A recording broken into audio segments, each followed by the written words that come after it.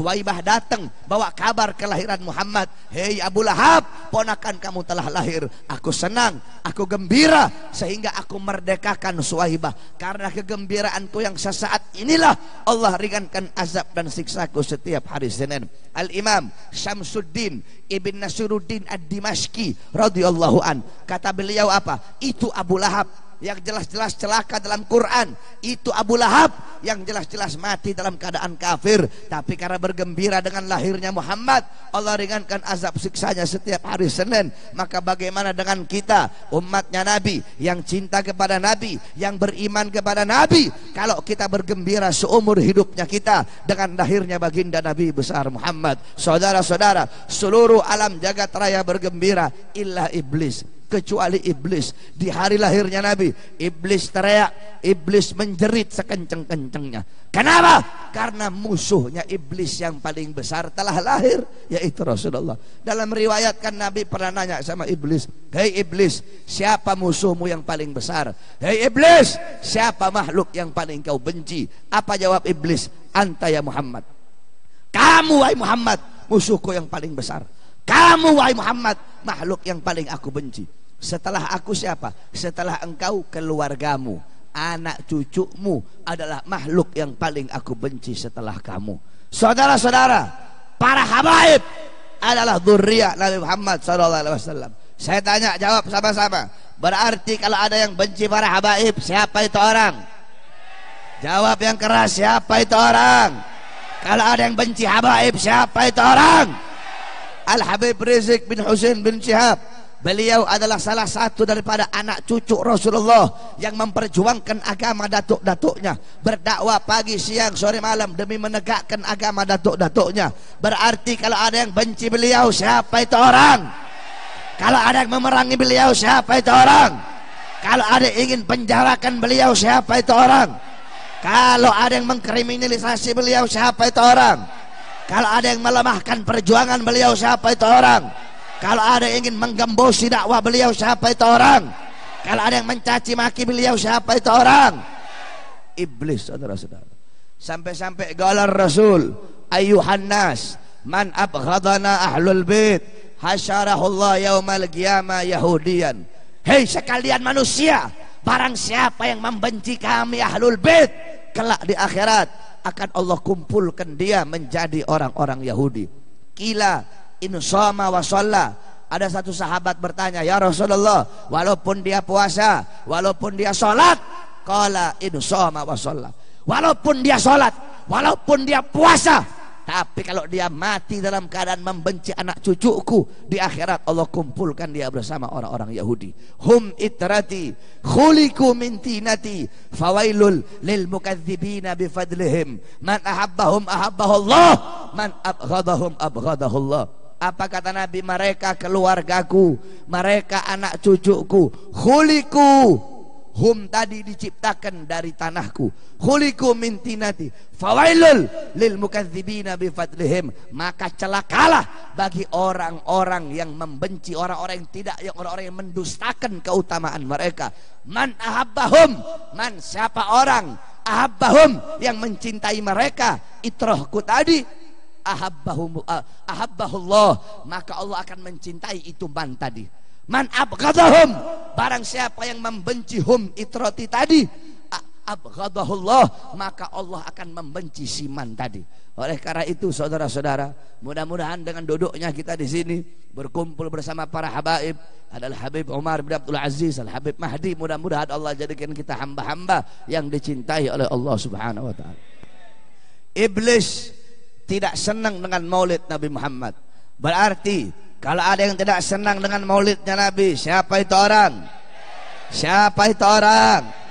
Kalau ada yang ingin membubarkan acara maulidnya Nabi, siapa itu orang? Siapa itu orang? Kalau ada yang cegat-cegat, mencegat, menghalangi orang-orang yang mau hadir majelis maulid, siapa itu orang? Siapa itu orang? Kemarin acara 212 Maulid Akbar, sekaligus yang diadakan oleh Maulid Front Pembela Islam, sekaligus reuni 212. Perwakilan umat Islam dari Sabang sampai Merauke, jutaan jutaan umat Islam semuanya berkumpul di Monas, saudara-saudara. Berapa banyak bis-bis yang dicegat oleh polisi, di depan tol dicegat oleh polisi, padahal mereka mau hadir acara maulid, mereka mau hadir untuk salawat kepada Nabi, mereka mau hadir untuk doa untuk bangsa, doa untuk negara, tetapi dicegat oleh polisi-polisi. Saya tanya, kalau ada polisi yang cegat orang-orang mau hadir maulid, polisinya polisi apa? Kenapa? Kalau polisi iblis kan kecil banget. Jangan takut-takut kau. Kalau polisi cegat orang hadir maulid, polisinya polisi apa?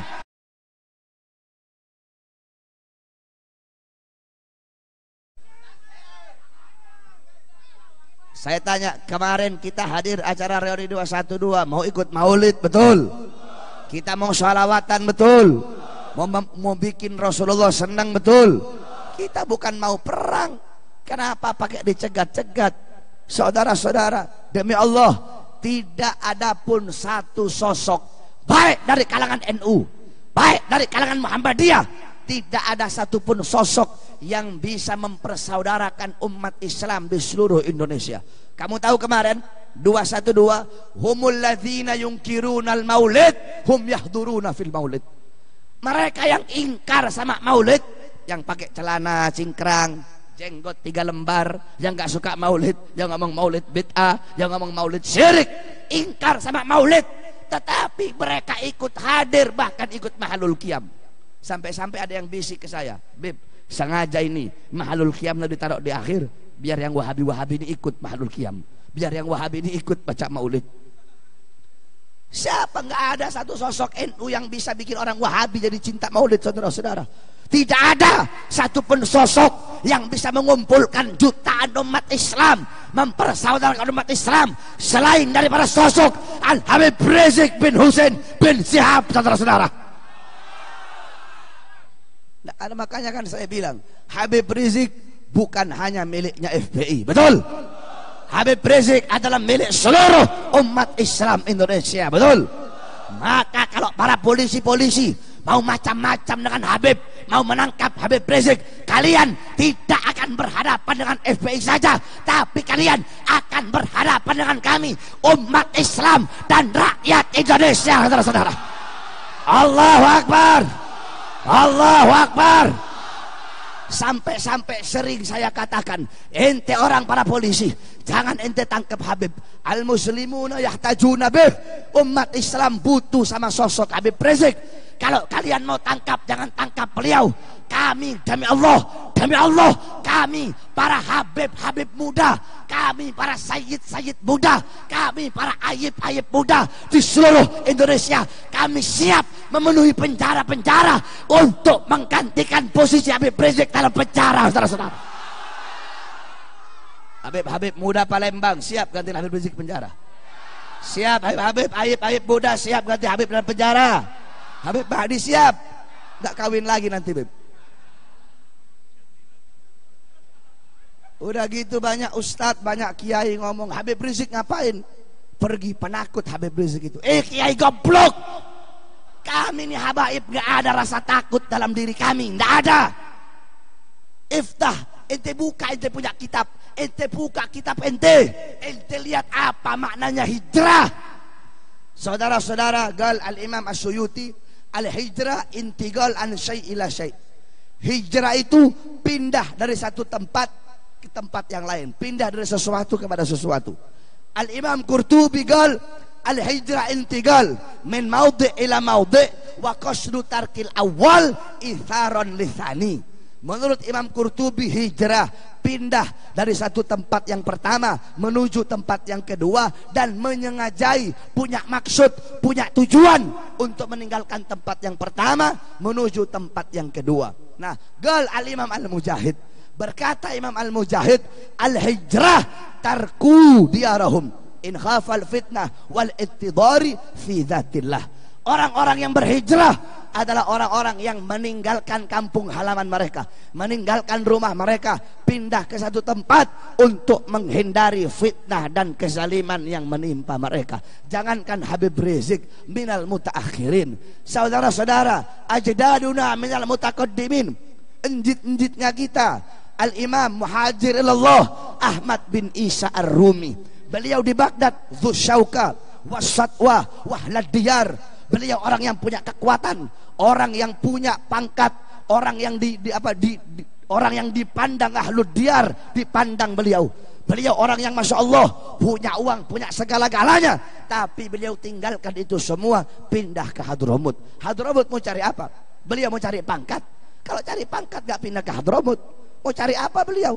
Beliau bawa keluarganya, anak cucunya. Kenapa saudara-saudara? Untuk menghindari fitnah dan kezaliman ketika itu yang merajalela di Baghdad, di Irak ketika itu, di Basrah, di Baghdad. Nah saudara-saudara, kami punya datuk Rasulullah ketika Mekah tidak lagi aman, beliau hijrah. Beliau makanya dikatakan pada itu sanatul idzni. Tahun itu adalah sanatul idzni. Karena Islam itu dulu kan gak ada tahun. Tahun kan di zaman Sayyidina Umar bin Khattab, gal dha'ulin nas syai'al ladzin ya'rifunahu. Kata Sayyidina Umar, letakkan bagi manusia tahun yang dimana mereka bisa mengenal. Jadi zaman itu nama tahun itu sesuai dengan kejadian terbesar yang jadi pada tahun tersebut. Ada sanatul idzni, ada sanatul amri, ada sanatul amul fijar, ada amul fil, dan macam-macam lainnya. Dinamakan sanatul idzni karena Nabi Muhammad diizinkan oleh Allah Subhanahu wa taala, diperintahkan untuk pergi hijrah ke Madinah. Kenapa? Karena Makkah tidak lagi aman bagi untuk Nabi Muhammad, beliau hijrah ke Madinah. Nah, begitu juga Habib Rizik. Saudara-saudara, kalahnya Ahok pada Pilkada DKI, Ahok udah kalah, masuk ke dalam penjara lagi. Itu tidak terlepas dari perjuangan Habib Rizik bin Hussein bin Syihab. Nah, mereka sakit hati saudara-saudara. Makanya mereka gunakan apapun cara untuk menjerat Habib, untuk masukkan Habib ke dalam penjara, bahkan untuk menghabisi nyawanya Habib. Akhirnya Habib pindah. Kenapa? Habib pindah ke sana sementara hijrah untuk menyelamatkan umat. Maksudnya apa untuk menyelamatkan umat? Saudara-saudara, demi Allah, andaikan Habib nggak pergi ke sana, tetap Habib di Jakarta, terus ditangkap sama polisi, terus dipenjarakan sama polisi. Andaikan Habib tidak hijrah, terus ditangkap oleh polisi, demi Allah, bukan cuma Jakarta yang banjir darah, seluruh Indonesia bisa-bisa banjir darah, saudara-saudara. Saya tanya, wong kita galuh, orang Palembang, kalau Habib andaikan kemarin gak hijrah terus ditangkap, diam apa biarkan? Diam apa biarkan? Andaikan kemarin Habib enggak hijrah terus ditangkap sama polisi, kalian biarkan atau lawan? Biarkan apa lawan? Biarkan apa lawan? Andaikan Habib ditangkap, bisa-bisa tiap ngelihat polsek kita bakar, betul? Nah, Habib enggak mau itu terjadi. Tidak mau ada pertumpahan darah sesama anak bangsa. Beliau rela dirinya jadi tumbal, anak istrinya jadi tumbal, hijrah ke sana. Yang penting tidak ada pertumpahan darah sesama anak bangsa. Kamu mau cari di mana Habib kayak begitu? Makanya saya heran kalau ada satu Habib atau kiai atau habaib yang lain ngomong hadal Habib hadal Sayyid yukhalif an adatil jaddi. Ini Habib ini melanggar, ini Habib ini melanggar, berlainan dari jalan datuk-datuknya. Ayuhal habaib, hei para habaib, kita orang Habib sekarang, Habib zaman now istilahnya itu. Habib zaman now, kita nyemprot pejabat, nampar pejabat cuma pakai mulut, saudara-saudara. Habib zaman dulu lebih keras ribuan kali lipat dari kita, saudara-saudara. Satu contoh, Al-Habib Abdurrahman Al-Masyhur yang ngarang kitab Bughyatul Mustarsyidin, itu kitabnya dipakai seluruh ulama Ahlus Sunnah wal Jamaah di seluruh dunia. Beliau, di zaman beliau sultan itu ada Sultan Al-Qatiri, ada Sultan Al-Gheti. Ketika itu ada Sultan Al-Gheti. Ini Sultan Al-Gheti ngambil pajak dari rakyat, saudara-saudara.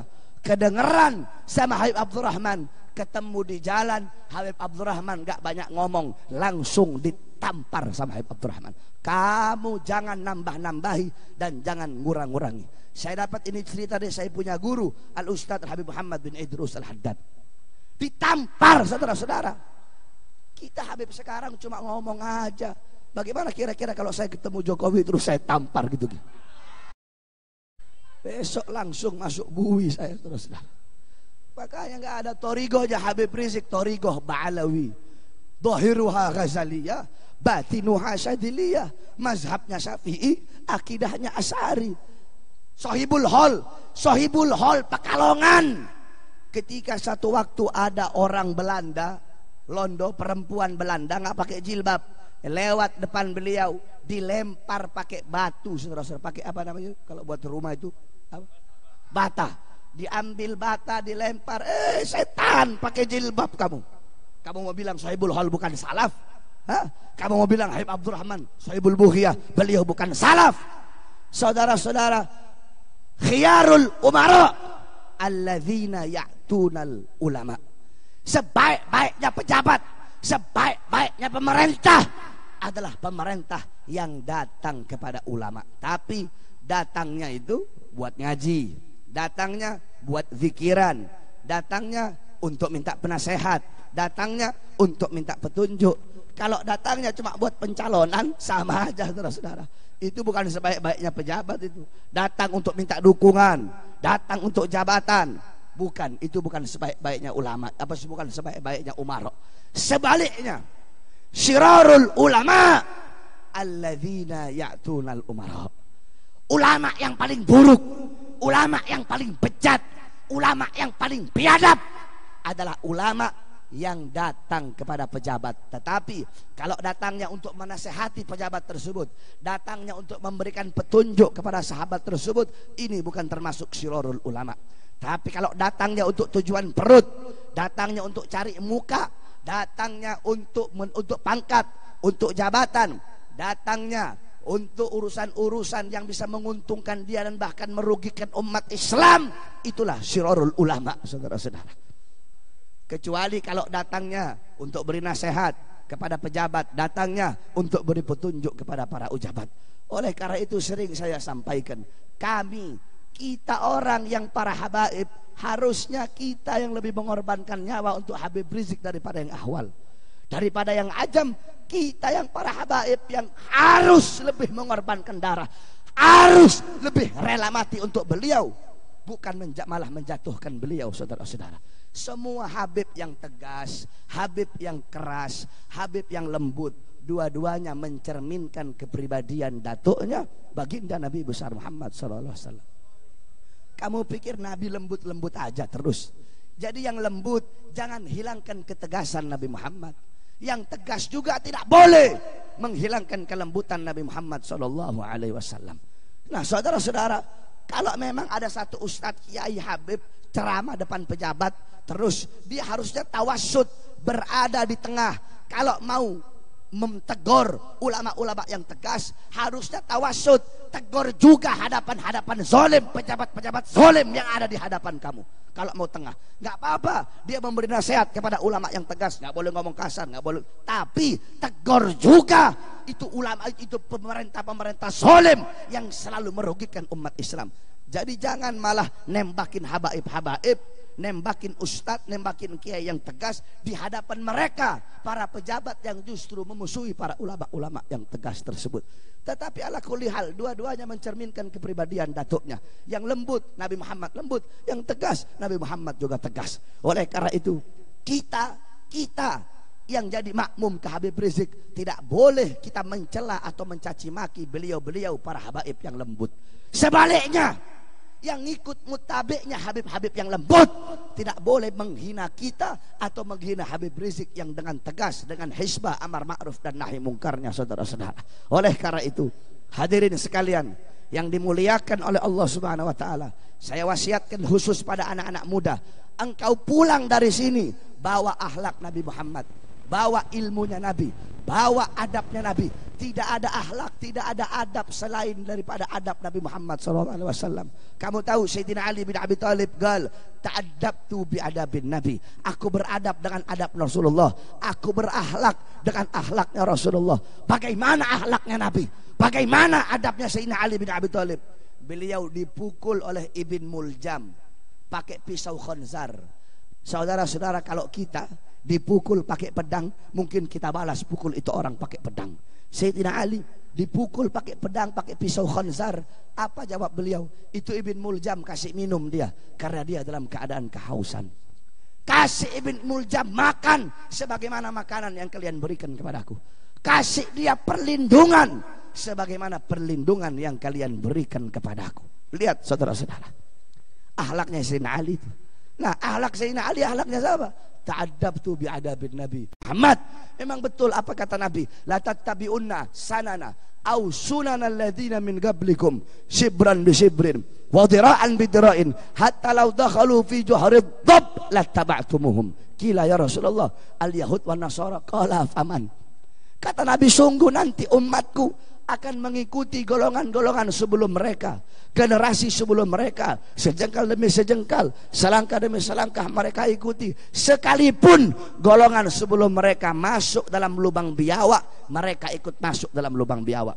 Itu dhab sama biawaknya kita beda. Kalau biawaknya kita haram, kalau dhab itu sebagian ulama mengatakan halal.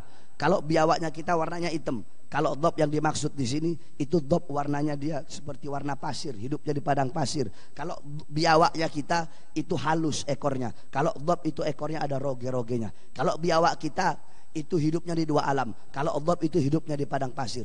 Kalau biawak kita makannya tikus, makannya binatang-binatang. Kalau dhab itu dia makannya belalang, makannya tumbuhan-tumbuhan. Itu sebagian ulama berkata seperti itu. Nah, Al-Imam An-Nawawi berkata, kenapa diumpamakan sebagai dhab? Kata beliau, karena dhab ini kalau bikin lubang suka liku-liku begini. Maksudnya apa? Terus sahabat nanya, kila al-yahud wan nasar, ya Rasulullah, yang diikuti Yahudi Nasrani. Kata Rasul, faman, siapa lagi kalau bukan mereka? Yahudi Nasrani pakai celana sobek-sobek, anak-anak kalian ikut pakai celana sobek-sobek. Yahudi Nasrani pakai rambut ngepang-ngepang, telinganya dibolong-bolongin, anak-anak kamu ikut. Wanita-wanita mereka telanjang, anak-anak kamu ikut telanjang. Makanya kalian sebagai umat Nabi, wahai anak-anak muda, jangan engkau malu dengan pakaian Nabi Muhammad SAW. Jangan engkau malu berpakaian. Orang-orang kafir, orang Kristen tidak malu dengan kekristenannya. Mereka pajang lebar-lebar kalung salibnya. Yang Hindu, yang Buddha, mereka tidak malu dengan agama mereka. Kenapa engkau wahai anak-anak muda malu untuk mempertontonkan keislaman kalian? Mau kemana-mana kamu pakai sarung, mau masuk masjid kamu pakai sarung, mau pergi ke mall pakai sarung, nggak ada masalah. Saya keliling ceramah Indonesia, bahkan ke luar negeri, saya tidak pernah lepas dari sarung. Sampai-sampai pernah saya makan, ini rumah makan itu paling murah harganya 1 juta. Saya lihat ini orang-orang kaya makannya pakai sendok, pakai di begini-beginiin pakai. Saya lihat akhirnya kamu tahu, saya minta kobokan, saya makan, saya angkat, saya punya kaki, saya makan begini. Gak ada urusan, walaupun itu orang-orang makan dia handu kayak barat-barat, saya nggak pakai urusan. Ini akhlaknya Nabi, ini sunnahnya Nabi. Kenapa engkau harus malu dengan sunnah-sunnah Nabi Muhammad? Anak-anak di luar sana mereka tidak malu pakai pakaian musuhnya Nabi. Kenapa kau harus malu memakai pakaian Nabi Muhammad? Mereka anak-anak di luar sana rela mati, rela mengorbankan nyawa demi klub bolanya. Kita anak-anak majelis, kalian pemuda-pemudi Islam harusnya lebih rela mati dari mereka untuk agama Islam, saudara-saudara. Oleh karena itu, wahai para anak-anak muda, engkau harapan bangsa, engkau generasi bangsa, baik buruknya bangsa, baik buruknya Indonesia ke depan berada di tangan kalian. Subhanul yum rijalul ghad. Pemuda-pemuda masa kini adalah pemimpin-pemimpin masa depan. Kalau anak-anak mudanya baik, anak-anak mudanya taat, patuh kepada Allah, mengikuti Al-Quran, besok bangsa kita baik, bangsa kita bakal makmur, bangsa kita bakal sejahtera, negara kita bakal baik, kampung kamu bakal baik. Tapi kalau anak-anak mudanya rusak, anak-anak mudanya bejat, anak-anak mudanya mabok-mabokan, anak-anak mudanya narkoba, anak-anak muda jauh dari Allah, anak-anak muda buta Al-Quran, besok kampung kamu rusak, negara kita rusak, Indonesia kita rusak, dan agama bakal dipegang oleh orang-orang yang rusak. Kamu tahu berapa banyak sekarang ustadz-ustadz su? Berapa banyak sekarang kiai-kiai su? Kiai di sana di Jakarta ada yang cium tangan pejabat, saudara-saudara. Kiai cium tangan pejabat, kiai goblok.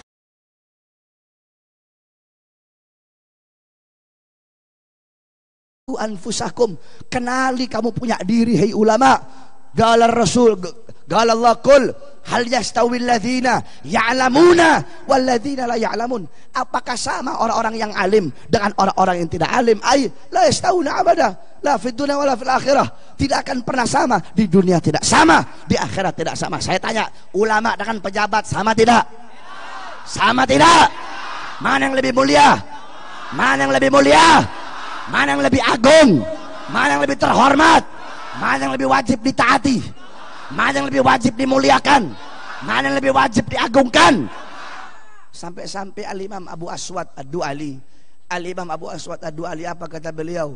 Al-muluk hukamun linnas, yakni al-muluk as-salatin, para penguasa-penguasa, para raja, mereka yang memberi aturan kepada rakyat, mereka yang bisa menghakimi rakyat. Terus siapa yang bisa ngatur mereka? Terus siapa yang bisa menghakimi mereka? Al-ulama hukamun lil muluk, para ulama, para ustadz, para kiai, para habaib, mereka yang bisa mengatur para pejabat, mereka yang bisa mengatur para pejabat, yang bisa memberikan aturan kepada para pejabat-pejabat.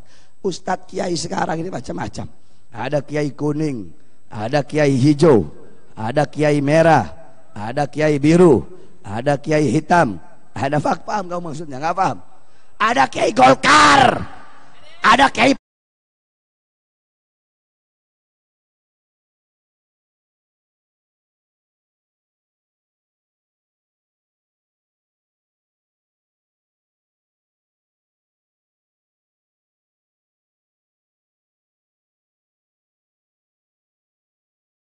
berantem, kiai sama kiai berantem, habib sama habib berantem. Gara-gara apa? Gara-gara beda partai. Bagaimana kita mau menyeru? Ayo umat Islam bersatu, ayo umat Islam bersatu. Bagaimana kita mau bersatu kalau ustadz dengan ustadznya berantem? Kiai, tolong jamaah jangan ada yang ribut. Ini yang di depan, duduk.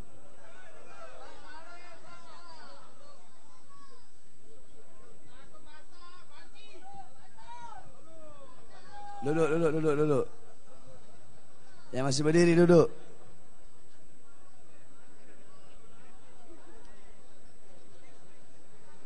Yang masih berdiri duduk. Biar yang lain kelihatan.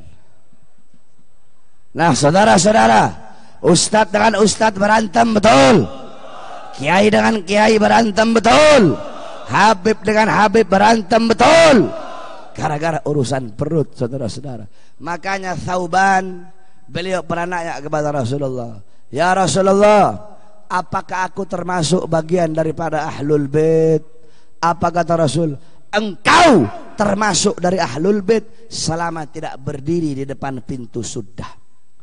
Saudara-saudara, dalam At-Targhib wa Tarhib dijelaskan babus suddah ay abwabus salatin. Pintu suddah adalah pintu-pintu penguasa. Datang ke pintu-pintu penguasa, datang kepada pejabat, bukan untuk menasehati, bukan untuk memberikan petunjuk, tapi untuk mengharapkan sebagian daripada hartanya.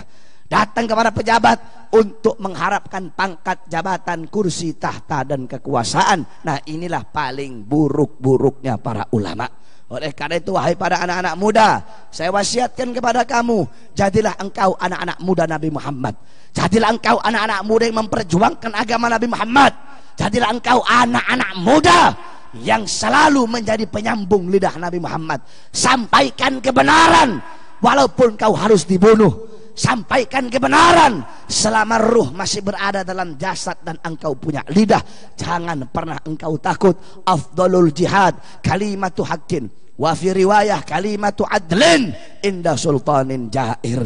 Jihad yang paling utama, jihad yang paling mulia adalah menyampaikan kebenaran, menyampaikan kalimat yang benar, kalimat yang adil kepada para pejabat-pejabat yang zalim. Walaupun kalian dituduh teroris, walaupun kalian dituduh radikal, walaupun kalian dituduh intoleran. Sebab kita sekarang begitu. Kita yang bela ustadz, kita yang bela kiai, kita yang bela habaib, kita bela Quran, kita ngeluarin kata-kata takbir, bawa bendera la ilaha illallah Muhammad Rasulullah, langsung dituduh sebagai teroris, betul? Langsung dituduh intoleran, betul? Saudara-saudara, OPM, Organisasi Papua Merdeka, OPM punya senjata, punya bendera sendiri, mau keluar dari NKRI, mau berontak dari NKRI. Berapa banyak tentara yang mereka bunuh, Berapa banyak polisi yang mereka bunuh, tapi mereka tidak disebut teroris. Oleh pemerintah Indonesia disebutnya apa? KKB. Apa itu KKB? Kelompok kriminal bersenjata. Kenapa tidak disebut teroris? Satu jawabannya, karena mereka bukan muslim, saudara-saudara. Andaikan mereka muslim, andaikan mereka mengeluarkan kalimat Allahu Akbar, andaikan bawa bendera la ilaha illallah Muhammad Rasulullah, pasti langsung dituduh mereka itu sebagai teroris. Karena mereka bukan muslim, tadi nggak disebut teroris, disebutnya kelompok kriminal bersenjata. Bahkan sebelum itu divisi Humas Polri dia bikin status kepada kelompok KKB, tolong izinkan pemerintah Indonesia untuk memberikan bantuan kepada 1.300 warga yang disandra. Semenjak kapan polisi harus izin dulu sama teroris? Saya tanya sama semua jamaah, polisi waktu nembakin umat Islam 411 pakai izin dulu apa tidak? Izin dulu apa tidak? Waktu nangkepin para habaib izin dulu apa tidak? Haidar bin Syekh Abu Bakar, Habib Haidar ditangkap saudara-saudara di Surabaya, anak Darul Gawat Dakwah. Kenapa ditangkap? Gara-gara dia bikin postingan. Dia bikin, kan Jokowi bilang mau bikin film PKI versi baru. Akhirnya sama Haidar ditaruh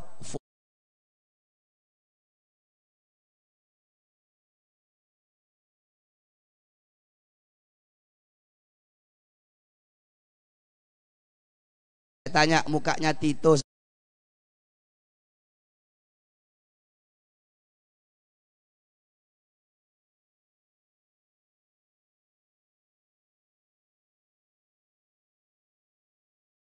Itu coba sering datang ke Palembang ngaji sama Ustaz Umar bin Abdul Aziz, gak bakal jadi begitu dia. Betul? Ditangkap Habib Haidar, saudara-saudara. Udah ditangkap, saya lihat ini polisi perlakukan dia. Kamu lihat videonya enggak? Yang topengnya dicopot keras kayak begitu. Itu wallahi kalau saya jadi Haidar, saya dogo itu. Saya tahu dogo, gak tahu kamu.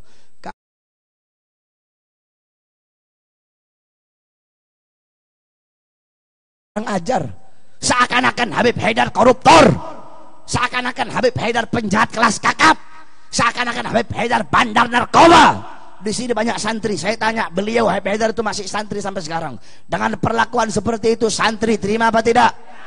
Terima apa tidak? Terima apa tidak? Nah mereka begitu saudara-saudara. Hukumnya mereka itu tajam untuk umat Islam, tajam untuk laskar, tajam untuk aktivis Islam. Berapa banyak media-media yang dimana mereka itu menghina Habib Rizik, betul? Banyak media di Instagram, di Facebook yang menghina para ulama, yang menghina para kiai. Kenapa tidak ditangkap?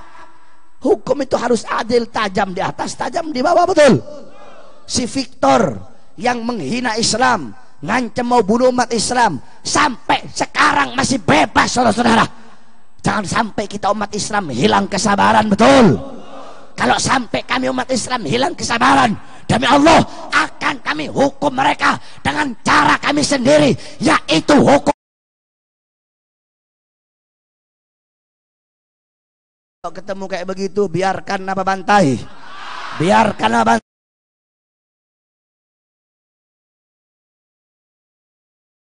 Kita dituduh teroris, kita dituduh radikal. Sedangkan kelompok kriminal bersenjata dibiarkan, malah dikatakan sebagai kelompok kriminal bersenjata. Kenapa polisi harus izin dulu, betul? Kalau kalian nggak berani bilang, betul? Kalau kalian nggak berani, orang-orang Palembang siap datang ke sana menghabis. Saudara, saya tanya, orang Palembang siap berangkat ke sana? Siap lawan OPM, siap bantai pengkhianat bangsa, siap bantai pengkhianat NKRI. Allahu Akbar. Nah yang terakhir, saya ini lagi sakit saudara-saudara. 1 minggu saya sakit lambung, gara-gara kurang istri begini nih. Orang emang kalau kurang istri suka sakit-sakitan. Ada satu makalah begini, orang kalau istri satu itu, idza hadat ta'attal, idza nafasat ta'attal, idza kharajat ta'attal, idza hamalat ta'attal, idza kadza kadza kadza ta'attal. Kalau istrinya haid dia libur, istrinya nifas dia libur, istrinya keluar dia libur. Jadi airnya mengering, jadi batu aki, jadi prostat, jadi asam urat. Makanya kalau 2, 3, 4 istri itu biasanya panjang umur. Makanya kita doain Habib Mahdi kawin lagi ini. Mudah-mudahan beliau kawin lagi. Amin amin ya rabbal alamin. Yang terakhir, saudara-saudara sekalian yang dimuliakan oleh Allah Subhanahu wa taala. Kita dengar kabar bahwasanya beberapa hari yang lalu Al Ustadz Abdul Somad, seorang yang alim, seorang yang zahid, seorang yang waro, seorang yang masya Allah luar biasa. Ketika beliau datang ke Bali, ditolak oleh ormas-ormas Hindu Bali. Saya tanya, ormas Hindu Bali kurang ajar apa tidak? Kurang ajar.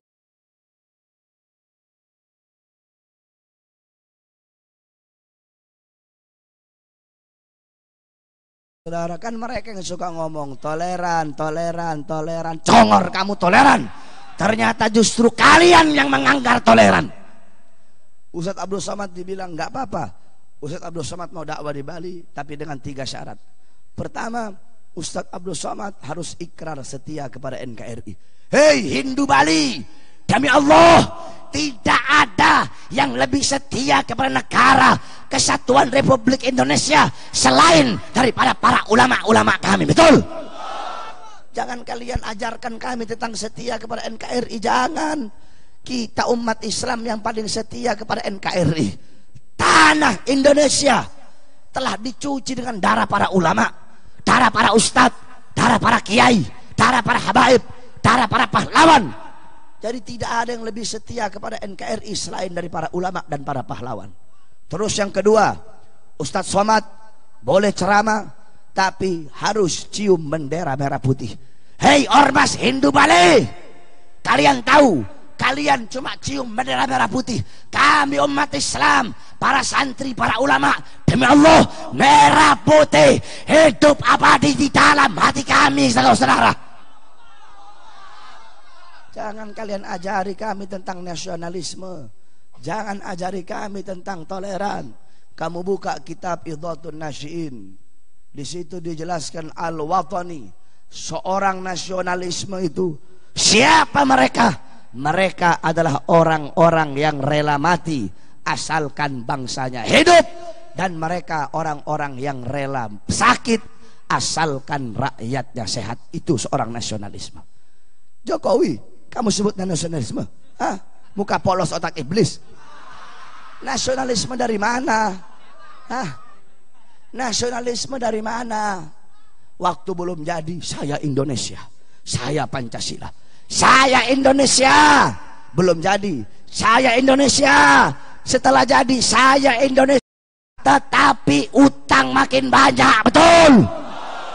Saya Indonesia, saya Pancasila. Tetapi listrik naik, betul? Tabung gas naik, betul? BBM naik, betul? Saya Indonesia, tapi impor tenaga kerja dari asing, betul? Saya Indonesia, pengangguran makin banyak, betul? Saya Indonesia, saya berjanji memakmurkan rakyat, mensejahterakan rakyat, melayani rakyat. Tetapi setelah jadi, bukan rakyat yang makmur, bukan rakyat yang sejahtera. Yang makmur orang-orang asing, yang makmur perusahaan-perusahaan asing. Kita pribumi Indonesia menjadi budak di tanah air kita sendiri, saudara-saudara. Jadi Indonesianya, Pancasilanya, nasionalismenya cuma sebatas dicongor. Tahu congor? Congor itu bahasa kasar. Nggak apa-apa, terserah orang mau bilang Bahar bin Smith kasar, halabu, terserah itu mau bilang anak kasar, anak apa, nggak apa, bodoh amat. Emang kalau Sulawesi orang gitu kalau ngomong suka kasar, emang anjing babi emang suka. Yang dimuliakan oleh Allah Subhanahu wa taala. Saya tanya umat Islam yang ada di Palembang, dengan kejadian seperti itu, ridho apa tidak? Ridho apa tidak? Rela apa tidak?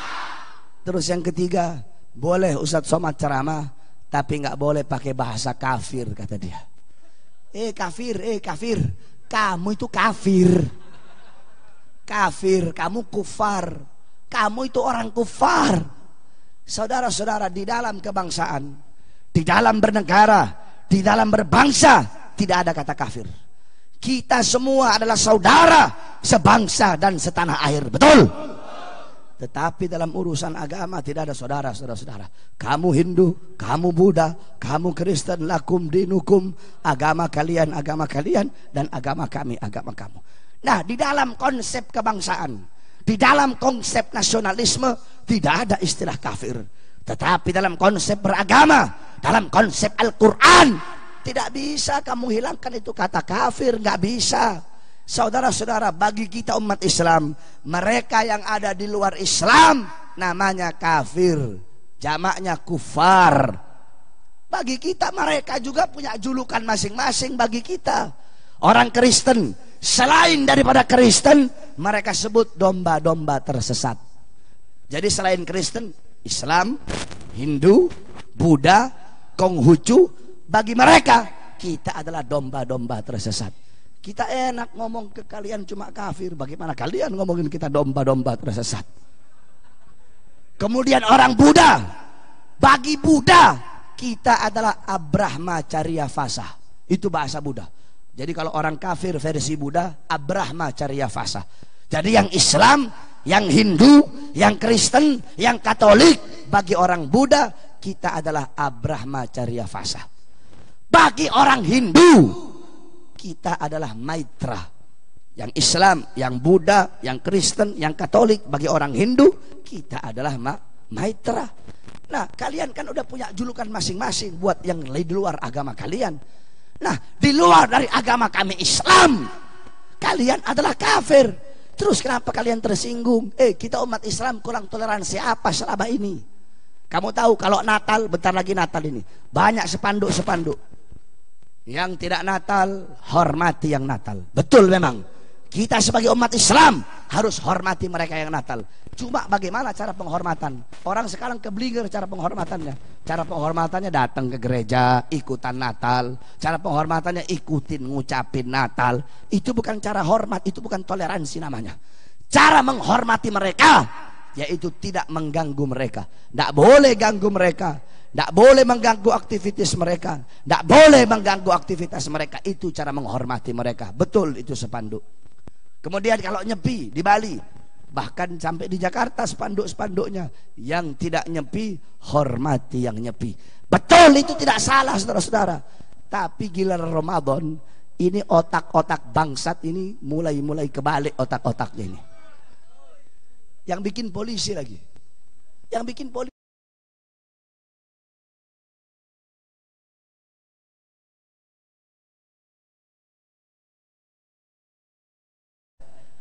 Masih banyak. Kita ini harus pakai akal. Nggak boleh satu orang polisi yang begitu terus kita pukul rata semua polisi. Nggak semua polisi begitu. Masih banyak polisi-polisi yang pro kepada kita. Masih banyak polisi-polisi yang cinta kepada ulama. Nah, polisi bikin spanduk. Apa spanduknya? Yang puasa tolong hormati yang tidak puasa. Nah, ini otak-otak bangsa.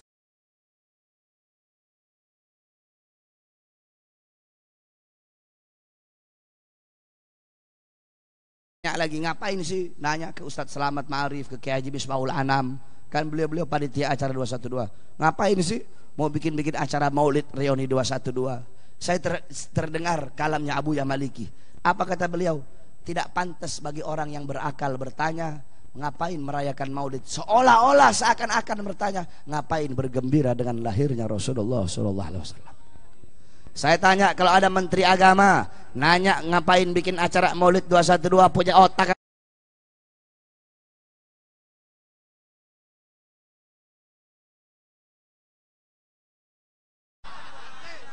Itu menteri homo, lesbi dia datang, acara jutaan umat Islam dia nggak datang, menteri homo.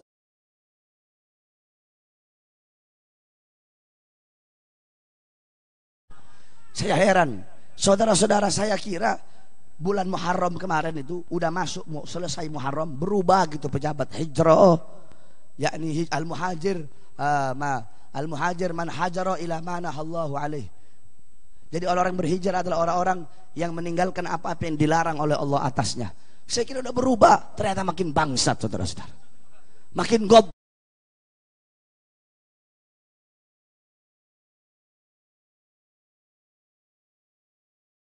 Dilaporin nama dia itu. Saya dilaporin gara-gara bilang PDI sarang PKI. Disangkanya kita orang habaib, takut kali. Kita orang habaib itu macam-macam, ha? Kita nih Habib mau kancam, ha? Habaib mau kancam, Beb Mahdi mau kancam, Beb Umar mau kancam. Habaib jangan diancam, mental kita bukan mental kerupuk. Tahu kerupuk? Kena air melempem, itu kerupuk itu. Kita nggak ada. Semakin kalian ancam, semakin kalian teror, demi Allah kami akan semakin meneriakkan kebenaran. Kami punya datuk-datuk itu udah biasa dibunuh dah, udah biasa. Sayyidina Husain dibunuh, Sayyidina Hasan diracun, Sayyidina Husain dipenggal, Sayyidina Ali ditawan. Udah biasa kami punya datuk Sayyidina Ali bin Abi Thalib dicaci maki di mimbar-mimbar sampai dibunuh. Kenapa? Karena beliau dengan lantang menyuarakan kebenaran, saudara-saudara. Jadi jangan kalian ancam-ancam kami. Mak Banteng ngomong ini kan bukan negara Islam. Mak Banteng, lama-lama saya kawinin juga kau itu. Itu Mak Banteng, lama-lama saya kawinin itu Mak Banteng. Biar insop dia tuh. Habis kawinin racun biar mati. Mau nggak kira-kira kalau saya kawinin dia itu? Dia mau nggak sama saya kira-kira? Santet aja Mak Banteng. Saudara sekalian yang dimuliakan oleh Allah Subhanahu wa taala. Apa kata Pak Banteng? Ini Indonesia bukan negara Islam. Memang betul Pak Banteng. Indonesia bukan negara Islam. Tapi demi Allah, Islam dan Indonesia tidak bisa dipisah. Kenapa? Karena kalau tidak ada Islam, tidak akan ada Indonesia dan Pancasila, saudara-saudara. Jadi jangan kamu pisah-pisahkan Islam dan Indonesia. Tidak ada yang lebih berjasa kepada di negara selain daripada Islam. Terus sekarang negara sudah merdeka, langsung engkau selalu menyudutkan Islam. Nah itu yang ketiga, kata mereka tidak boleh ada penyebutan kata kafir. Nah saudara-saudara sekalian yang dimuliakan oleh Allah Subhanahu wa taala, maka pada malam hari yang mulia ini saya sampaikan kepada kalian, kalian ormas-ormas Hindu Bali, kalian orang-orang yang kemarin nolak Ustadz Abdul Somad di Bali, saya sampaikan kepada kalian, kami umat Islam rahmatan lil alamin. Qala Rasul, mathalul mu'min mathalu sabilatid dahab. Kita umat mukmin perumpamaannya bagaikan emas. Kamu tahu emas itu berkilauan, emas itu enak dipandang, emas itu anggun, emas itu tenang, emas itu dingin. Tapi jangan kamu coba-coba. Emas memang dingin, emas memang berkilauan, emas memang megah, emas itu emang bagus. Tetapi inna nafakhat alaiha ahmarat. Itu emas kalau ditiupkan di atasnya, emas ditiupin api, itu emas akan memerah, saudara-saudara. Begitu juga kami umat Islam, kami berakhlak, kami beradab, kami rahmatan lil alamin, kami toleran. Tapi jangan coba-coba kalian macam-macam dengan ulama kami. Jangan coba-coba kalian usir ulama kami. Jangan coba-coba kalian menjatuhkan harga diri ulama kami. Jangan coba-coba kalian menghinakan ulama kami. Kalau kalian coba-coba, demi Allah kami umat Islam akan memerah, rela hancur dan binasa demi kehormatan ulama-ulama kami, saudara-saudara.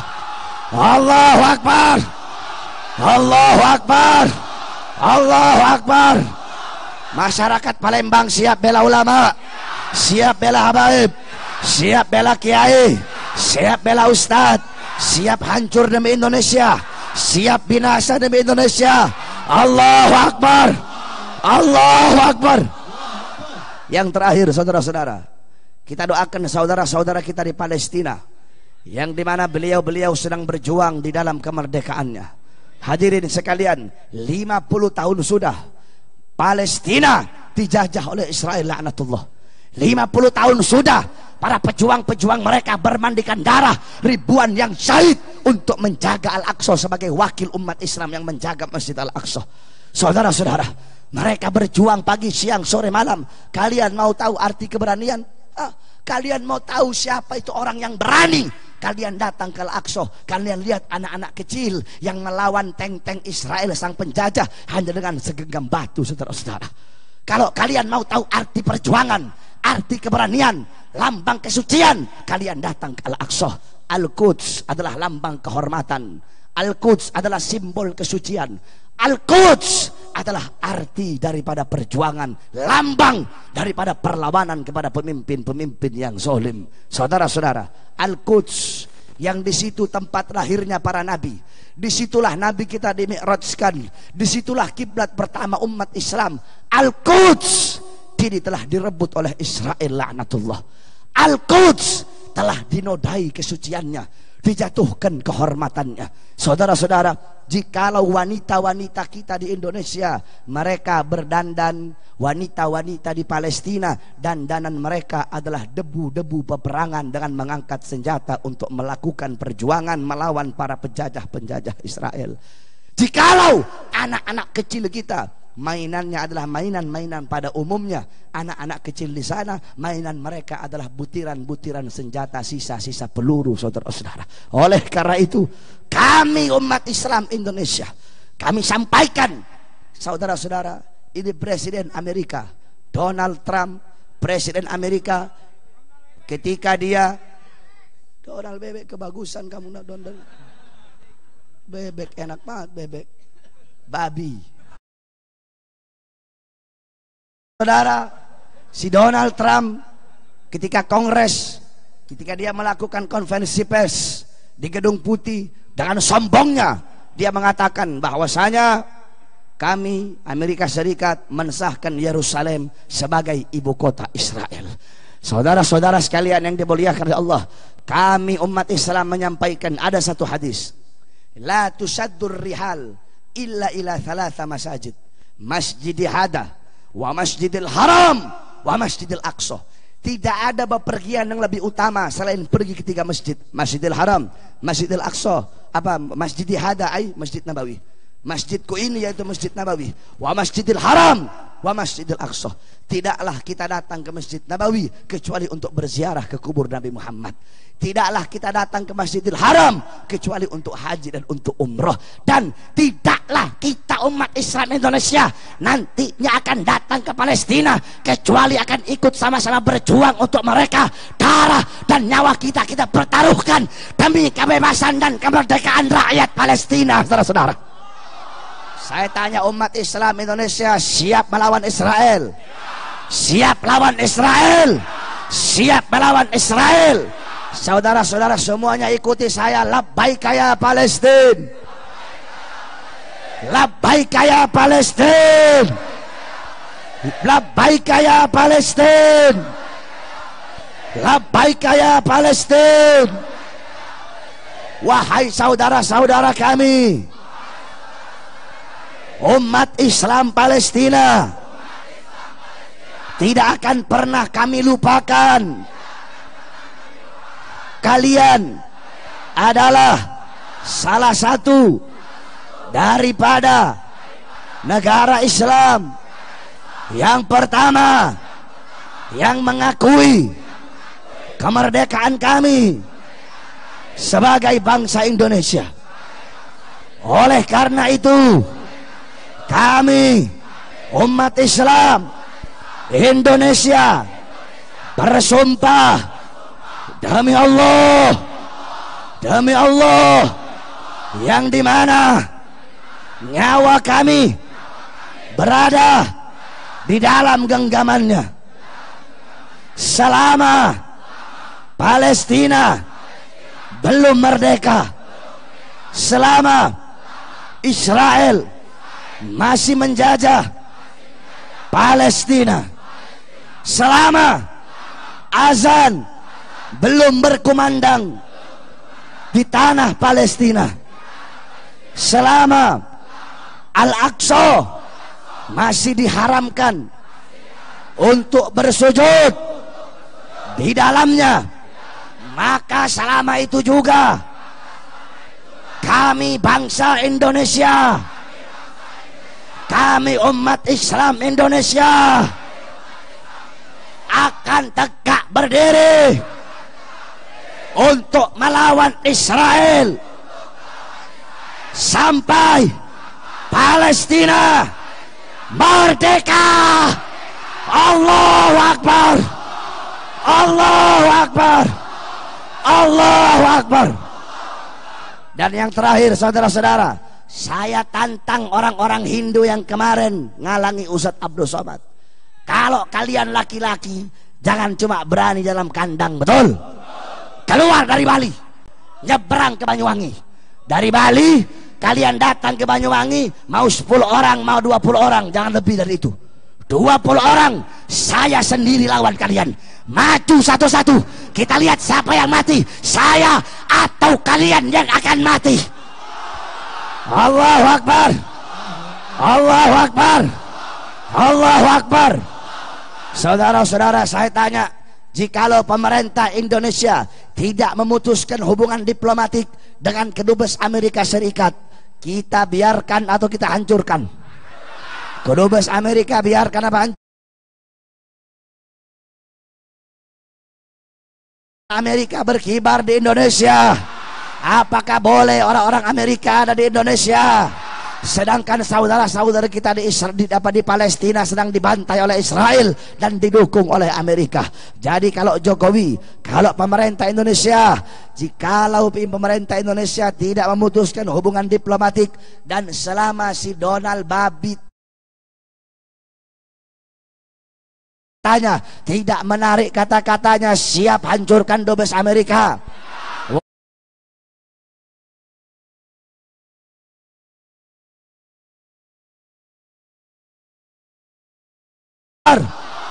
Allahu Akbar, Allahu Akbar.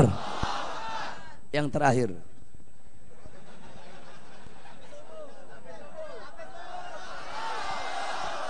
jangan sampai subuh Habib Mahdi belum cariin saya istri orang sini.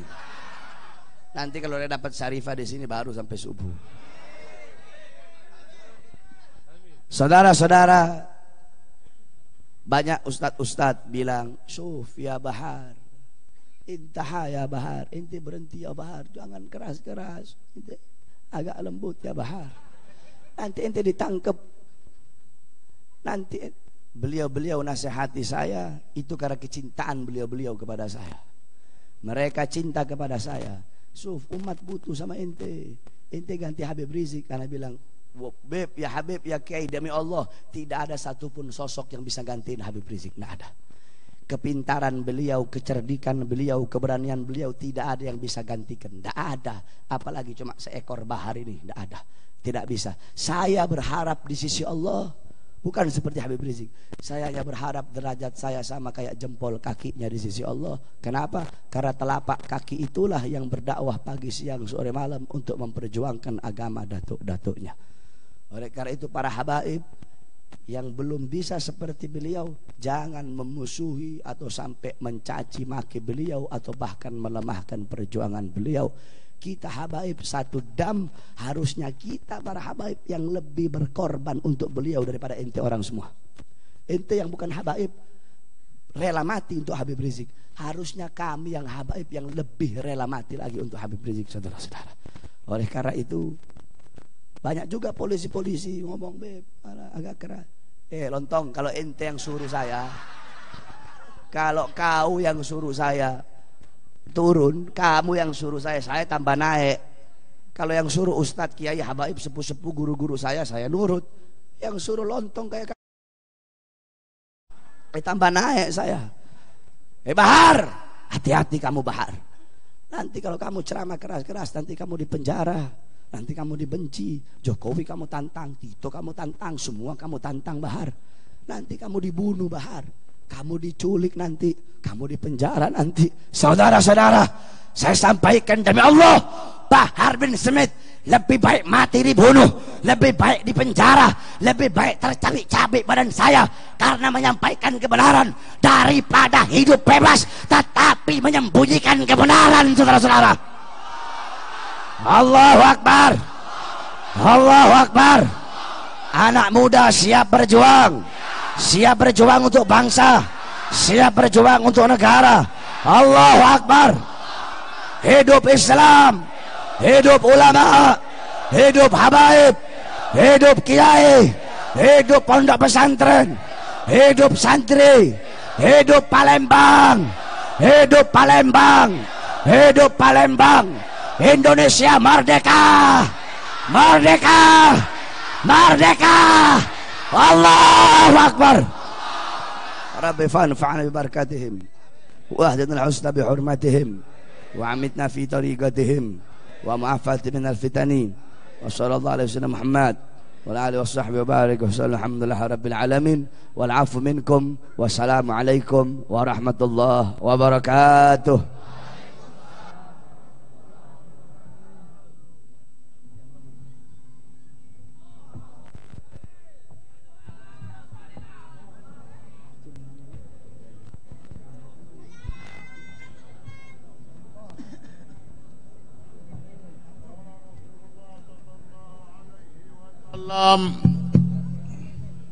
أفضل ما قلت أنا والنبيون من قبلي لا إله إلا الله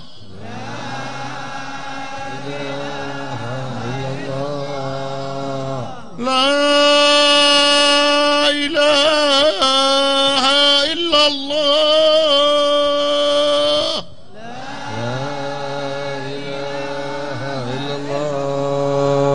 محمد رسول الله رسول الله صلى الله عليه وسلم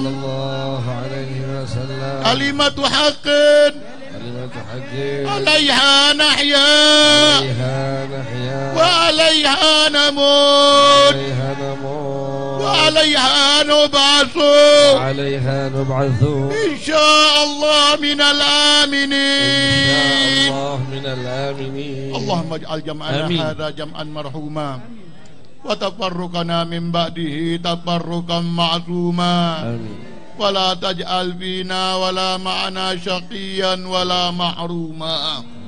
اللهم انصر الإسلام والمسلمين. اللهم انصر الإسلام والمسلمين. اللهم انصر إخواننا في فلسطين. اللهم انصر الإسلام والمسلمين. اللهم انصر الإسلام والمسلمين وانصر إخواننا في فلسطين وثبت أقدامهم. اللهم أهلك الكفار والمشركين ودمرهم يا الله. أعداءك يا الله أعداء الدين. اللهم انصر الإسلام والمسلمين. انصر إخواننا في فلسطين وأهلك الكفار والمشركين أعداءك يا الله أعداء الدين. وصلى الله على سيدنا محمد وعلى آله وصحبه وسلم والحمد لله رب العالمين. Bismillah. Esok malam ketemu Habib Bahar Maulid Arba'in di Adofo Futsal, Jalan Sekolahan belakang Masjid Darus Said Abi Hasan. Siap hadir? Siap hadir? Syaratnya satu, kalau malam ini ada yang salaman sama Habib Bahar ngehalangi jalan, besok Habib Bahar anak beli tiket balik. Setuju? Jadi artinya tidak ada yang salaman sama Habib Bahar. Setuju? Setuju? Takbir. Baiklah Bapak-bapak, Ibu hadirin, Majelis Tabligh Akbar peringatan Maulid Nabi besar Muhammad sallallahu alaihi wasallam tahun 1439 Hijriah. Dan berakhirnya doa tadi, maka selesailah sudah seluruh rangkaian acara kita pada malam hari ini. Dan mudah-mudahan Majelis kita pada malam hari ini merupakan majelis yang akan mendapatkan ridho daripada Allah Subhanahu wa taala. Serta sepulang kita dari rumah ini, kiranya Allah Subhanahu wa taala akan terus selalu membimbing kita hingga kita selamat sampai tiba di rumah dan dapat berkumpul bersama-sama di tengah-tengah keluarga kita masing-masing. Dan akhirnya selaku pemandu acara, bila ada kata-kata yang kurang berkenan kami mohon maaf, dan kepada Allah kami mohon ampun. Dan marilah majelis kita pada malam hari ini kita tutup bersama-sama dan melafazkan hamdalah. Alhamdulillahirabbil alamin. Wassalamualaikum warahmatullahi wabarakatuh.